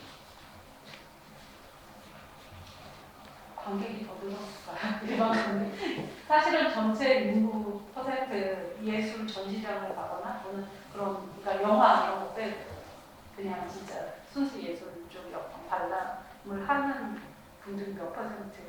지금 제가 이제 전해 들은 이야기로는 그 네트워크 예술제 할 때 그 관객들 물론 이제 거기 이제 유니언 아트페어도 그 같이 참여를 해가지고 진행했는데 그 생각지 못한 만큼 사람들이 많이 왔었고 제가 경험했을 때도 그랬었어요. 그래서 그 의미에 대해서 생각을 좀 해봐야 되겠다라고 하는 거. 갇혀 있었던 어떤 욕망들이 그 네트워크 예술제를 통해서 터져 나온 게 아닐까라는. 그리고 그 오신 분들도 보면 지역 주민도 계셨지만 뭐 경기도 인근 경기도 쪽에서 오신 분들도 계셨고 지역 분포도 굉장히 다양한 분들이 그 오신 걸로 이제 파악이 되더라고요. 그래가지고 그 어떤 예술에 대한 혹은 그런 걸 좀 뭔가 분출해야 될 욕구는 대중들도 갖고 있는 거 아닌가. 우리가 그동안 너무 대중한테 좀 등 돌리고 다양한 욕구들을 다 이렇게 보려고 했었던 그런 좀 노력은 없었던 거 아닌가라는 사실 그런 생각도 해봤어요. 그거를 작가가 할 부분은 아니라고 생각해요. 그것까지 하기엔 너무 역부족이고 그 역할을 해줄 뭔가가 필요하다고 생각해요. 그 역할이 이제 뭐 시스템이 될 수도 있고 아까 말씀하신 뭐 큐레이터라든지 기획자라든지 어떤 공모나 어떤 기획에서 작가를 선정하는 어떤 작품을 선정하는 사람들이 사실은 흐름을 주도할 수도 있거든요. 그 사람들이 작가들이 어떤 작품을 하고 있건 말건 그래서 그런 부분이 사실은 다양한 대중들의 취향을 수용하고 받아줄 수 있는 그래서 다양한 예술가들이 요즘에는 활동할 수 있는 그 예술에 관심 있는 일반인들이 예술을 보는 것보다 본인이 취미로 하는 걸 더 좋아하는 것 같아요. 그런 느낌을 좀 받았어요, 제가. 이런 말씀 좀 드리기 뭐하지만 저는 전체적인 어떤 관점에서 들여다보거든요. 그러니까 그게 시스템이 많이 바뀐 것도 99년도에서 확실히 바뀌었어요. 99년도의 기점을 2000년대를 99년도 2000년대 기점을 보면 그 전과하고는 너무 달라요. 그 전에 보면은 뭐 이제 송호수 작가도 그렇고 그 당시에 또 학교를 이제 다 다녔던 시기인데 그 당시에는 어떻습니까? 작가가 예를 들어서 젊은 친구들이 공부하고 나오면은 작가가 되겠다는 꿈을 절대 못 꿔요. 꾸지는 못한다고요. 그런 어떤 시대였고 그러면 지금은 당연해요. 저도 학교 나가보는 학생들이 내가 어떻게 하면 작가가 될까요? 미리 포트폴리오 다 지금 만들고 있어요. 맞아요. 네. 그런 식의 어떤 그런 체제가 이제 시스템이 너무 바뀌었기 때문에 제가 볼 때는 관객의 흐름이 쏟아졌다 이런 것보다는 훨씬 전보다는 더 많은 어떤 수요층들이 좀 계속 어떤 당장은 모르지만 이게 흐름을 보면 아마 제가 통계를 내보지는 않았지만 분명히 아마 이렇게 계속 증가하고 있다고 저는 생각을 해요. 그리고 또 하나는 아까 시제문화들도 많이 생겨났고 또 구마다 하나 이런 어떤 재단들이 많이 생겨났고 그렇기 때문에 훨씬 더 주민들하고 많이 가까이 가는 레전지 프로그램이 옛날에 20년대 전에는 없었어요. 그나마 뭐 한두 개 정도만 있었지 민간단체에서 있었지 전혀 없었다고요. 근데 그 이후로 많이 생겼기 때문에 그런 다양성의 문제에서는 점점 저는 조금씩 해소되고 있다고 생각을 하는군요. 맞아요. 전 세계에서 문화예술 쪽에 지원하는 예산 우리나라가 전 세계에서 1위를 그러니까 2000년대 전에는 아트페어라는 게 전혀 없었다고요. 국내에서는. 근데 2000년대 이후에 아트페어도 생겼고 아까 최가민 작가님이 해주신 말씀이 사실은 뭐 나쁜 의미로 얘기하는 건 아니고요. 저희가 학교에 다녔던 90년대 그때 저희가 그 공부를 미술을 예술을 가르쳐 주셨던 선생님들이 사실은 다 모더니스트들 선생님들 교수를 하고 계셨어요. 그래서 그분들은 우리한테 어떤 얘기했냐면요. 작가는 그냥 작업만 하는 거야. 다른 거 신경 쓰는 거 아니야. 라고 이야기를 해주셨고 그렇죠. 네, 모더니티를 계속 은근슬쩍 계속 주입을 해줬어요. 그러다 보니까는 저희들이 대학교 4학년 딱 졸업하고 났는데 그냥 아무것도 없이 그냥 세상에 던져진 거나 다름없는 이제 그런 상황이었었던 거죠. 그러니까는 작가는 작업만 하면 된다고 그랬었는데 나왔더니 이거 뭐 어떻게 하라는 얘기야? 사실은 길은 가르쳐 주지 않은 거예요. 예. 다양한 길이 있다는 것도 알려주셨어야 되는 건데. 근데 그분들 생각해봤을 때 그때는 그런 상황이 없었어요. 그런 전시장도 없었고 이런 대학원이라는 거. 근데 그것 떠나서 그 선생님들도 모더니티를 갖고 있던 선생님들한테 배웠었던 분들이고 그리고 굉장히 부유한 집안에서 일본이나 독일이나 유학을 갔다 온 그런 분들이에요. 최선 선생님과 그러니까 먹고 사는 거 걱정 안 하셔도 되는 그런 선생님들이 작가는 작업만 하면 돼라고 그걸 이제 철떡같이 믿고 있었던 거죠. 이제 저희는 이제 그런 상황이 아니다. 이제 그런 상황이 아니다 보면은 결국은 작가들이 사실은 세상을 향해서 눈을 똑바로 뜨고 저 사람들이 제대로 하고 있는 거야 안 하고 있는 건가를 우리가 알고 있어야지 사실은 어떤 일에 대해서 야 이건 이렇게 해야지 맞는 것 같다라는 의견을 얘기할 수 있는 건데 그래서 저는 사실은 이 작품만 이렇게 바라봐야지라고 하는 거에 한편으로는 좀 반감이 사실은 좀 있긴 있어요. 그런 측면에서. 그런 의미는 아니었고요. 그건 그럼에도 아니에요. 불구하고 과거나 지금이나 작품을 판매해서 먹고 살기는 똑같다는 거예요. 그러니까 어떤 시스템이라든지 작가가 신경 쓰지 않아도 되는 내적인 것들을 사실은 신경 안 쓰는 것처럼 하지만 알고 있어야지 사실은 문제가 있다라고 생각했을 때는 뭐 지적을 하거나 그거는 개인의 그냥 편차인 것 같아요. 그죠 개인 왜냐면 편차죠. 또 그냥 그런 게 성격상 잘하고 막 이런 사람들은 그렇게 하는 거고 성격상 나는 그런 건 못하겠다 하면은 그냥 안 하는 거고 그거는 뭐 그냥 다양한 결이 지금은 존재하는 세상인 것 같아요. 뭐 옛날에 뭐 지금 유행 이거다 해서 굳이 이게 아니라 다양하면 돼요. 네, 그냥 다양한 결이 그냥 공존하는 세상. 아무튼 저 베트남 배우들 다 알 거예요. 그러니까 그 99년대 대학원들이 한국에서 나왔지만 그 뉴욕에서는 60년대 말에 이제 나왔잖아요. 근데 그런 거를 이제 먼저 만든 어떤 그 사람들이 바로 작가들이거든요. 그러니까 작가들이 이제 아무것도 아까 없다고 했을 때 그 상황에서 점을 찍은 사람들은 다 작가들이고 그걸 바라보는 어떤 관에서는 이런 것이 어떻게 돌아가는지 저희들도 아까 당원관들이 99년도에 생겼을 때 2000년도부터 그게 이슈가 되기 시작했죠. 99년도 이슈가 되니까 플루프 사르비아가 부산에 있는 섬, 그러니까 지금의 반디 이전의 섬이었었어요. 그래서 그 4개 공간이 이제 먼저 시작점을 찍고 있었는데 그것도 서로가 논의하지 않은 상태에서 그냥 자발적으로 다 그렇게 생겨나는 그런 공간이에요. 정말 신기하게도. 어쩌면은 97년도 IMF 이후에 태어났다라고 볼 수도 있는데 하여튼 이제 그런 관점에서 보게 되면은 끊겠다. 어쨌든 점점점 나아지는 건 확실히 맞는 기회도 다양해진 것도 사실이고 사실은 뭐 옛날에 뭐 작가들 이런 그냥 해주는 거의 뭐 완전히 그냥 그 과거랑 이제 비교할 필요는 없잖아요. 내게 구간이 생겼는데 그 시점에서 이제 그 2000년대부터 이제 그 문화체육부에서 이제 이쪽을 들여다보게 된 거죠. 언론들이 이제 언론화 되면서 대중들한테 많이 보급이 되다 보니까 이걸 어떻게 해야 되나라는 것을 이제 다시 한번 생각했던 것 같아요. 그래서 저희가 역으로 오히려 우리들 보고 일선에 있는 우리 장관들 몇 개 장관들 보고 한번 지원금을 신청해봐라 라고 한 게 그게 하나의 시발점이 됐던 거예요. 그래서 이제 문예진흥원 같은 경우에도 작가들 기획적인 작가들만 지원하다가 저희가 처음으로 이제 1년간 연간 지원 형태를 내기 시작해요. 20년대 초에. 그래서 그것도 이제 또 받아들여져서 그다음 당시에 다원이라든가 어떤 기획이라든가 이런 건 전혀 없었어요. 양면이 전혀 없었고 그러다가 그게 한 시발점이 돼서 2004, 5년부터 이제 시각예술 청작분관이라는 그런 것들이 이제 생겨나기 시작한 그런 상황이었어요. 그러니까 중요한 것들은 여러분들처럼 작가의 생각이나 사유나 이런 것들이 되게 중요한 어떤 그런 시발점을 갖는다고 얘기를 하고 싶네요. 근데 어쨌든 뭐 다양한 세대층들이 지금 한 자리에 모인 것 같아서 그런 게 좋은 것 같아요. 그리고 또 하나는 어떤 관급에 있는 사람이나 아니면 평론가 이런 사람들한테 기획하는 그런 걸 보면 아무래도 텍스트로 이제 공부를 하다 보니까 이제 그런 개념이라든가 이런 것들을 많이 하잖아요. 철학적이나. 근데 작가, 뭐 최도수 작가도 있지만 여기도 작가분들도 다 보면 대화하다 보면은 기획력이 다 있어요.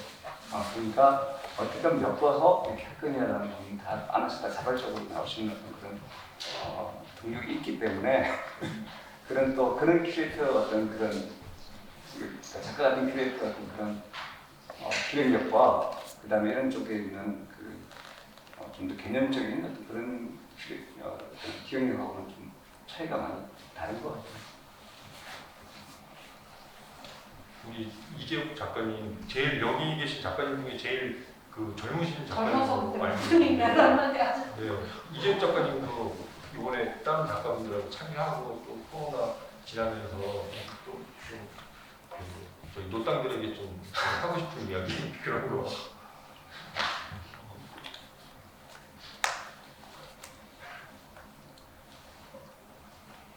예전에 하고 싶은 말로 뭐 써내라고 하죠. 생각나는데 코로나 이후에 저는 밤에 한강에 가서 산책을 하는 거 되게 좋아하는데 코로나 이후에 산책을 밤에 나갈 때마다 점점 더 사람들이 많아 전에는 없던 사람들이 인구 밀도가 더 높아지는 느낌이 들어가지고 사실 옛날 작업실이 이제 집에 갖고 오면서 사람들과 굉장히 동떨어진 삶을 살고 있다가 코로나가 터지면서 그런 것들이 더 경계가 사라지는 느낌이었어요 저는. 그래서 한 공간에 혼자 있을 때와 두 명 있을 때가 시간이 다르게 가는 것처럼 지금도 조금 한 공간의 시간이 조금 흐름이 조금 변하는 게 느껴져서 그걸로 작업을 진행하면서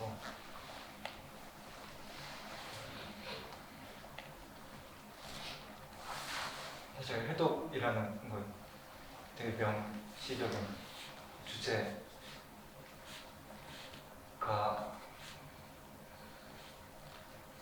맞는지는 잘 모르겠어요.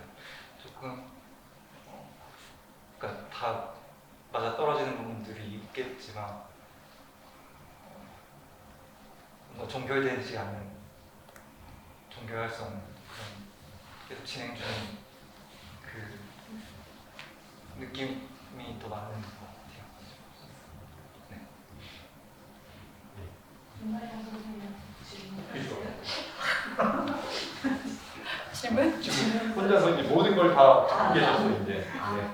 아니, 저는 작년부터 이 자궁 정시 기획단에서 참여해서 작가의 입장을 대변해 왔고요. 그리고 누구보다 저도 작업을 하는 작가이기 때문에 그러니까 보통 이제 전시를 진행하면서 묻혀지는 부분들, 작가들을 어떻게 이해하고 해야 하는지에 대해서 저 스스로 망상했던 여러 가지 것들을 중간에서 대리하는 역할을 해왔고요. 또 제가 대단한 기획력이 있어서 기획단에서 일을 하고 있는 게 아니고 저도 이 시대를 살아가는 한 작가로서 여러 가지 힘듦과 어려움을 많이 느끼고 있고 그리고 그런 것들이 거의 생존에 가까운 처절함이기 때문에 그런 부분들에서 작가님들 한 분 한 분이 너무 소중하고 그리고 이 시대를 같이 살아가는 어떤 동지애 같은 느낌으로 바라보고 있고 그리고 오늘도 이 자리에 오면서 사실 너무 감사하다는 말씀을 하고 싶었어요. 이 전시 준비하면서 누구보다도 다들 힘드셨을 텐데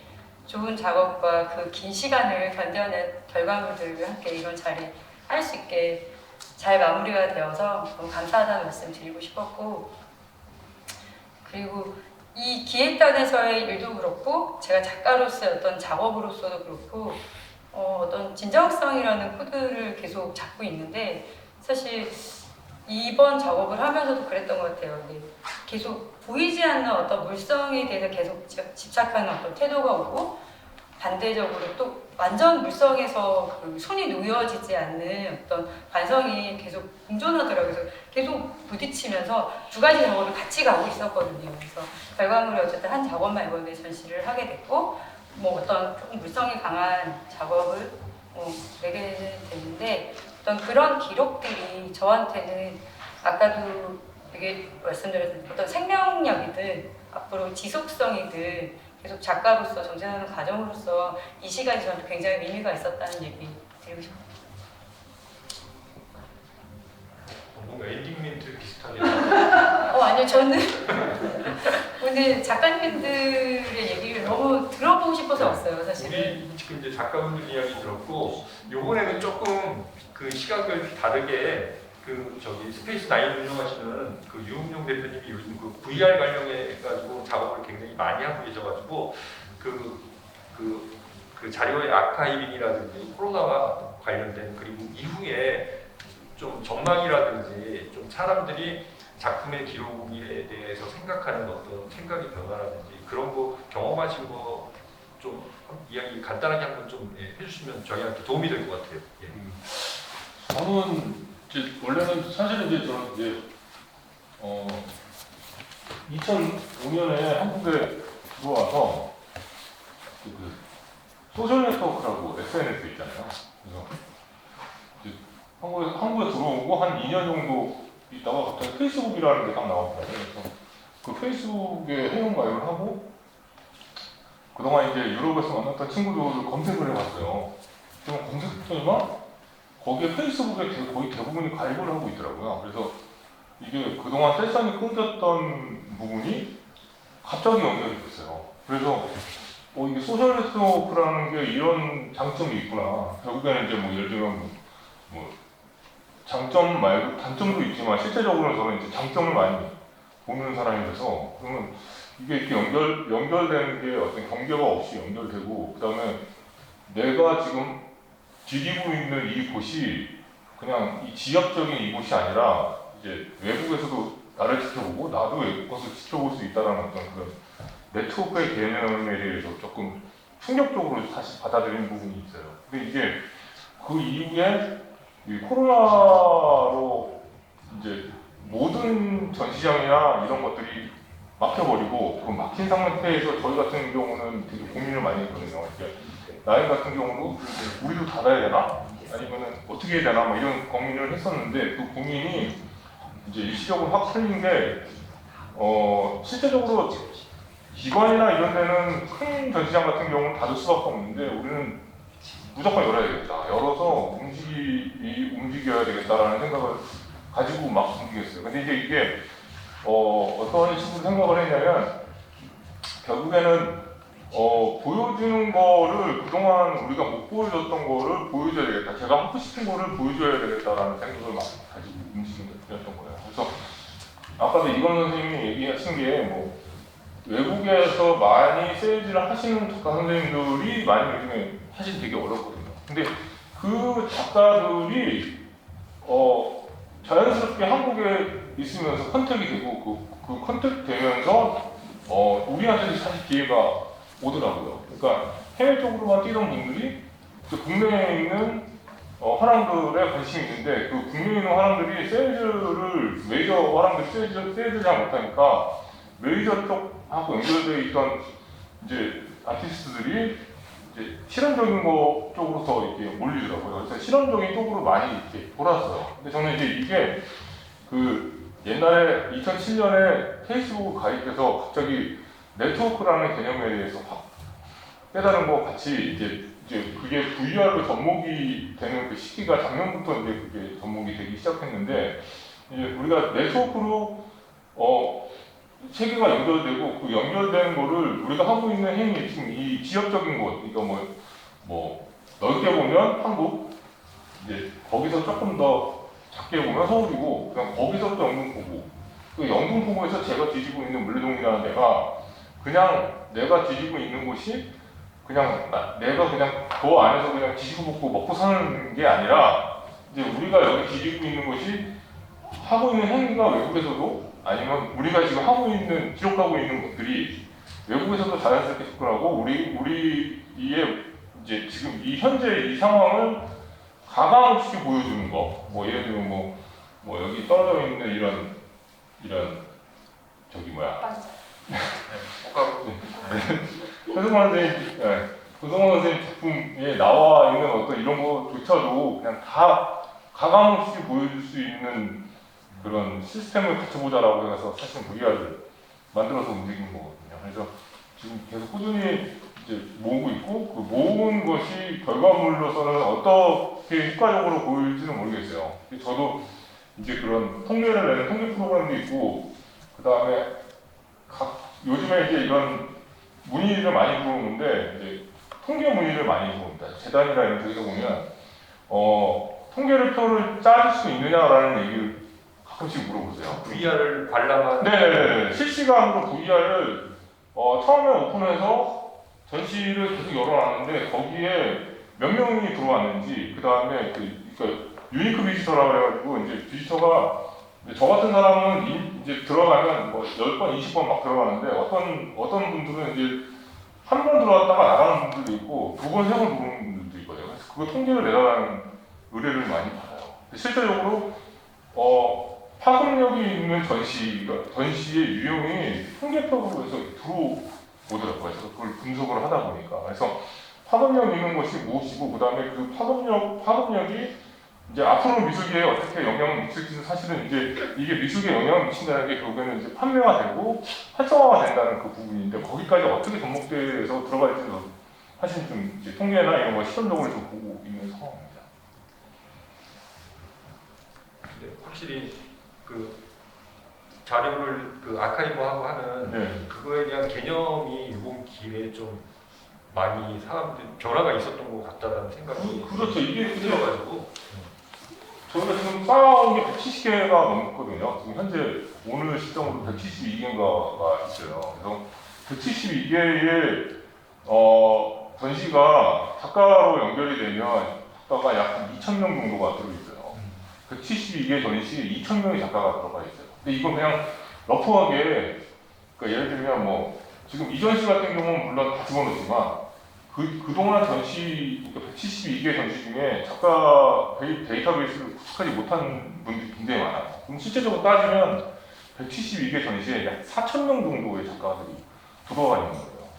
그러니까 이게 쌓여서 데이터베이스화하고 그 데이터가 엄청나게 많이 쌓이게 되면 결국에는 뭐 한국미술계? 아니면 그 한국미술을 대표할 수 있는 무엇인가가 또 나올 수도 있지 않을까라는 생각을 하고 있어요.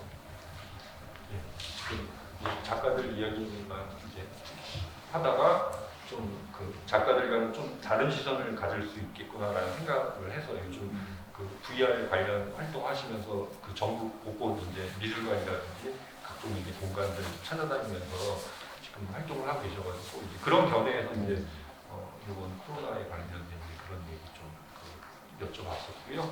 지금 이제 시간은 뭐 슬슬 마무리 될 이제 무렵인 것 같은데 그 마무리 지음에서 좀 그 하실 만한 이야기랑 일단은 유 대표님 그 이번에 VR에 대해서 되게 좋았던 게 사실 지방에 알고 있는 작가들이나 지방에서 이제 부산이나 지금 살고 있는데 서울로 오기 힘든 사람들이 있잖아요. 근데 그런 거에 대해서 코로나 외적으로도 되게 그 VR을 통해서 다시 발견할 수 있고 작가 작품을 좀 가까이서 볼 수 있다는 점을 얼마 전에 제가 아는 이제 그 예술인은 아닌데 친한 친구한테 보냈었는데 너무 좋았다, 너무 직접 보고 싶었는데 그런 거에서 좀 가까이 볼 수 있는 느낌이 들어서 좋았다 이런 얘기를 들은 적이 있었어요. 그래서 이런 식들이 저도 굉장히 잘 돼서 이어졌으면 하는 바람이 좀 있고요.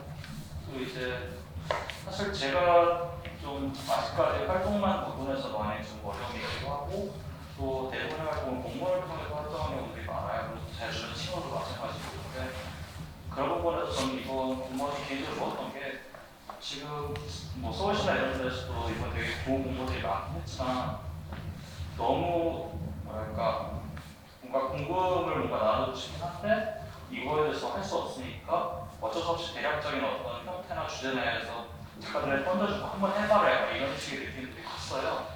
근데 이번에 연포오너상 같은 경우도 그런 부분에서도 좀 명확하고 또 이제 사실 작가들이 사실 고민하는 부분에서 좀 여러 가지로 좀 접근하시는 분들이 많았잖아요. 그런 부분에서 좀 좋았던 부분들이 있지 않았나. 그리고 그런 부분에서 좀 작가들의 입장이나 다른 어떤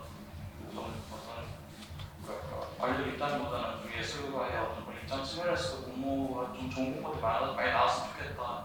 그러니까 이런 생각들이 좀 있습니다. 박정훈 기자님 참고하세요. 네.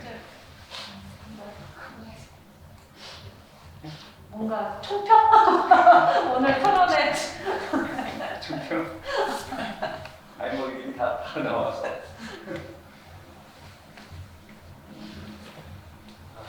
뭐 일단 뭐 코로나 이후 사실 뭐 어떻게 될지 누가 알아요 그거. 네, 솔직히 몰라요.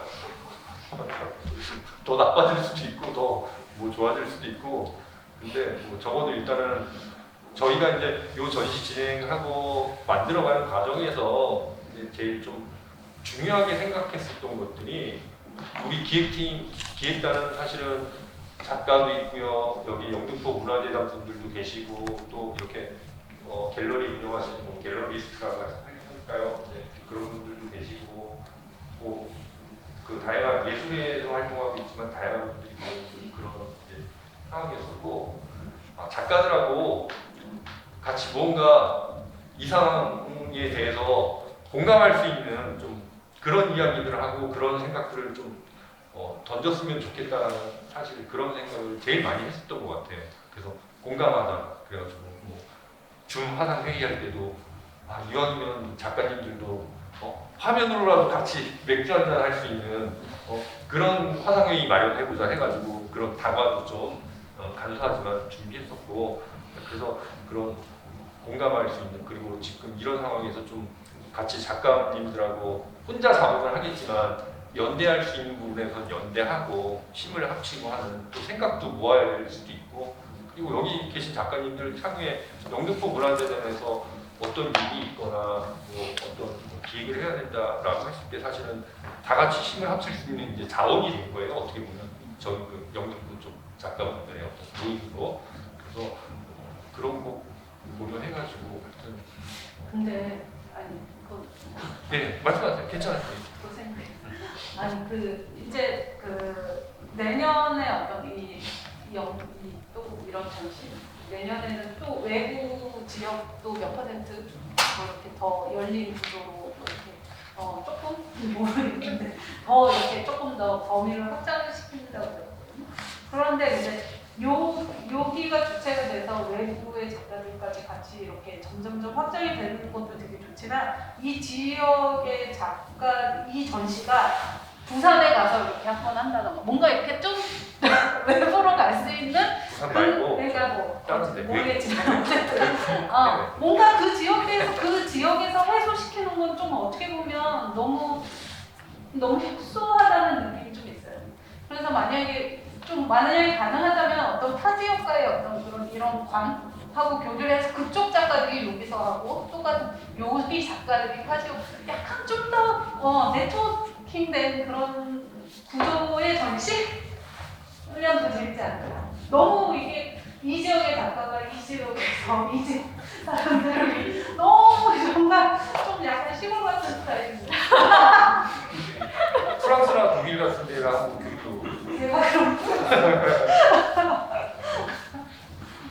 그래서 이번쯤에서 제가 이제 그냥 편하게 하나 얘기를 하고 싶은 게 저도 이제 기획자를 오래 있다 보니까 지금 이제 국공립이라든가 이렇게 시립 이런 데서 이제 하는 것에 대한 약간 좀 아쉬움이 있는 게 지금도 여러분들이 아마 작업한 지가 10년, 20년 이렇게 다 지금 해 나오잖아요. 근데 그거 할 때마다 설치든 영상이 해와든 간에 도형이든 간에 사진도 그렇고 다 이렇게 이제 해온 입장에서 한번 자기 자신을 한번 다 들여다볼 거예요. 또 배워보면 다 들여다보겠지만 그게 좀 아쉬운 게 이제 왜 다들 앞서서 새로운 것만 계속 추구하는 어떤 그런 전시만 할까? 지금 혈액과 다방에서 SOS에서는 프로그램이 있거든요. 그런 작가들 같은 경우에는 옛날 기존했던 작업들을 재편집, 재구성해서 좀 보여주는 방식을 좀 하고 있긴 해요.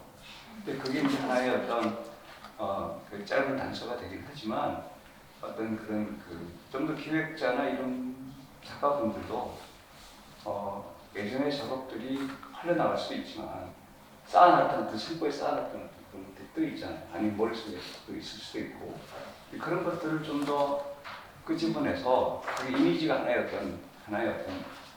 그러니까 단어나 언어로서 작용한다고 그러면 어떤 그걸 엮었을 때 또 다른 문제가 또 다른 어떤 그런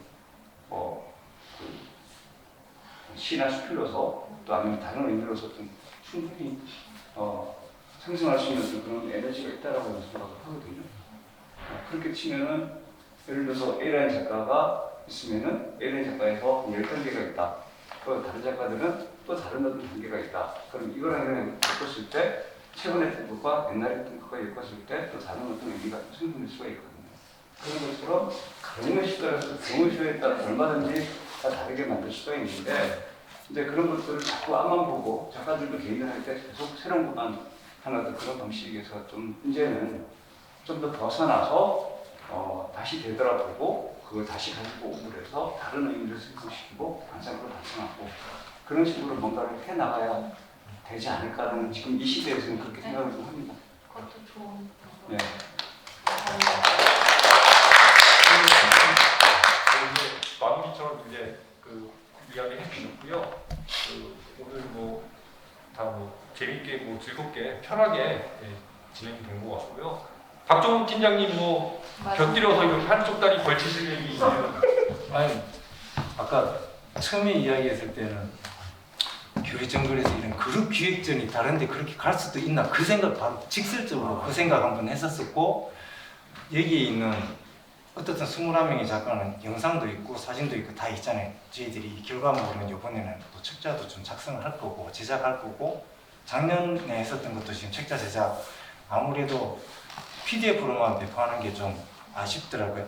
그리고 이게 작년 원래 계속 이게 영등포 아트홀의 역사라는 좀 생각도 하고 있고 해서 계속 그래도 아직까지 오프라인 뭔가 나오는 것도 필요하다 생각도 하고 이게 나왔을 때 어떻게 활용할까에 대한 걸 아까 이야기해 주신 것처럼 뭐 전국의 국공립 미술관을 보내진 않더라도 저희들도 서로 협력하자고 한 데도 꽤 있고 그런데도 좀 서로 보내서 아까 하신 말씀을 실제 내년에 조금 실천해 볼 수 있을까 좀 생각해 보고 이제 코로나만 아니었으면 아마 지난번에 물레동에서 한번 했었던 숭잔 작가 조금 그때는 좀 급하게 준비되어 있었지만 숭잔 교류전도 좀 고민을 하고 있었거든요.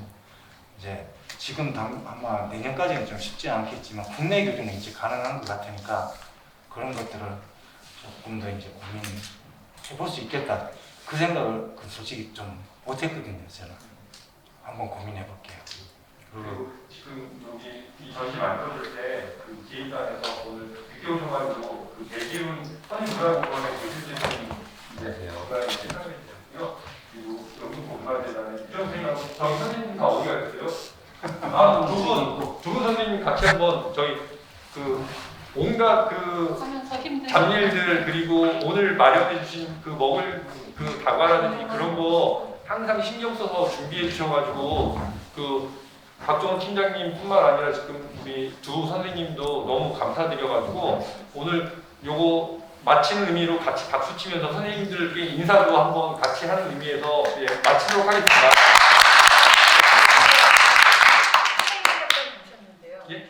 선생님 또 왔네 또 언제? 끝났어. 같이 인사하면서 입장하면서 박수 한번 다시 한번 치죠. 예. 박수가 감사합니다.